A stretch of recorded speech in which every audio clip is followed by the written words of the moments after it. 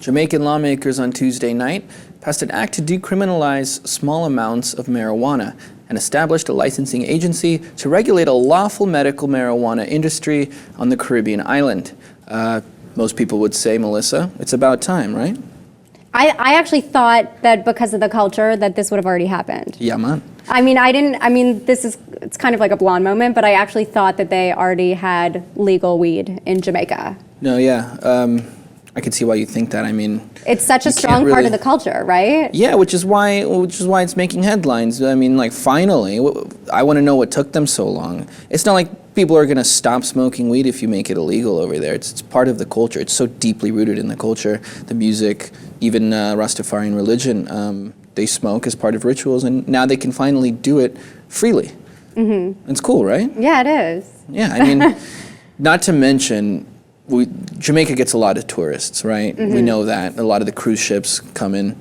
And now it's going to introduce what a lot of people call health tourism, like what you see in Amsterdam, where people basically go to places to get high because it's not legal where they can. So they go on vacation, and it's a fun experience. But I think, unlike Amsterdam, Jamaica, like, you get the full Jamaican experience this way. You're not just buying those beanies with the fake dreads coming down. Mm-hmm. Girls aren't just getting their cornrows and then getting back on the cruise ships. It's like, you can really probably hang out with the Rastafarian, smoke weed on some cool tour that they're probably going to do now, like walking through the jungle and smoking weed. I don't know, that might not have happened at all, but that would be a cool tour. Wouldn't you go on that tour? Maybe I'd go on the tour, but I find it interesting, Amsterdam, you're not allowed to do it in Amsterdam anymore as a tourist, right? You're not allowed to. I think, yeah, they've regulated it. You're not allowed to, but now you can go to Jamaica and you can take part in it. So was this for like medical purposes or tourist purposes? For everything. It's going to benefit everyone. Okay. You can't hear, you listen to a few Jamaican songs, you're going to hear legalize it in at least one song. They talk about it all the time. And finally, a lot of people can relax and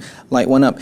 Here's what William Brownfield, the U.S. Assistant Secretary for the Counter-Narcotics Affairs, had to say. He was not as excited as I am, obviously, and everyone else in Jamaica. He said, "We expect that Jamaica and all states party to the UN drug conventions will uphold their obligations, including a firm commitment to combating and dismantling criminal organizations involved in drug trafficking."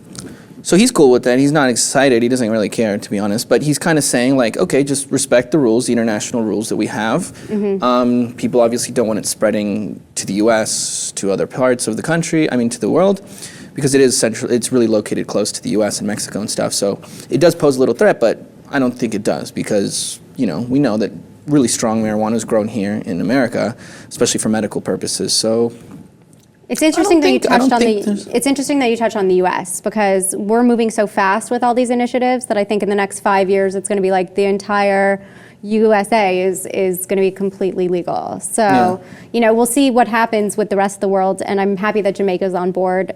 It may go worldwide in the next 5 years. We may see that a lot of people are legalizing it. Totally. Yeah. What do you guys think? Do you support the move? Let us know by commenting below. And if you haven't done so already, please subscribe to The Lip TV.